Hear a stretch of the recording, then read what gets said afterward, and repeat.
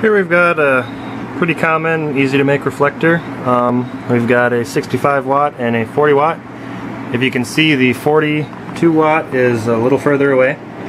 And what this video today about is temperatures. With the 42 watt being away, right here, it's 81 degrees. But over here, where it's much closer, it's 104 degrees of this reflector. This big 200 watt CFL, the glass temperature is 134 degrees. The ballast section is 94 degrees with my fan on, and the air coming out of the fan is 86 degrees. The outside of the reflector here is 81 degrees, which is roughly room temperature. This 26 watt CFL, the glass part of it is 118 degrees Fahrenheit. So everybody who says that CFLs don't get hot, they do. This 42 watt I've got here, 165 degrees on the spiral part there. And the 65 watt over here was 160 degrees. And the ballast part, which has vents in it, was 110 degrees. Now, saying they don't put out heat is comparable to the heat that a high pressure sodium puts out. It's running at 300 watts. I measured the glass. It is 455 degrees. And with my fan running, the wing up top, right here, is 110 degrees. Now what I've done is I've unplugged the fan and I've unplugged this fan. We're going to see how much difference air cooling lights makes a difference in temperature. I have a pretty good feeling it's going to be pretty extreme, and you'll see why it'll be a good idea to cool your high wattage bulbs. And I'll be back once these things get up to temperature and I can get some more. Roughly about an hour later, I've rechecked the temperatures with the fans off. This particular 200 watt light, the Sun God, I've got a little video on it on my YouTube channel earlier. Frankly, it smells a little funky if you let it get hot without a fan on it.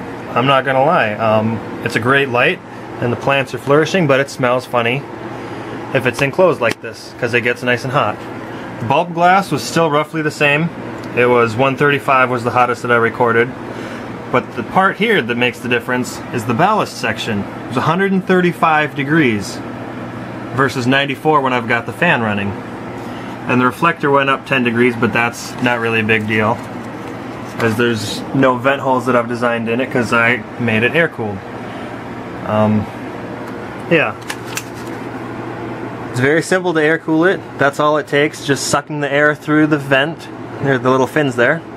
I don't know, you can't really see the fins from here, but there's little openings in there where the air goes through. There we go. And it's just drawing air right through there and cooling off the ballast part, so that should make the light last a crap ton longer. Oh, excuse me. But yes, a long time.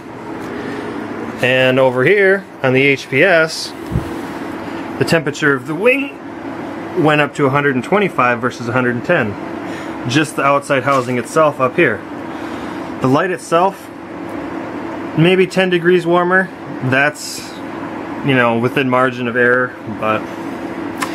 And speaking of margin of error, you're wondering how I got these temperature readings. It's this temperature probe that I borrowed from work.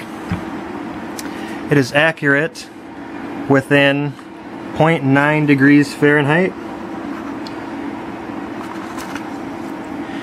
plus or minus 0.5 degrees Celsius, or plus or minus 0.9 degrees Fahrenheit, from 40 below to 195 degrees Fahrenheit.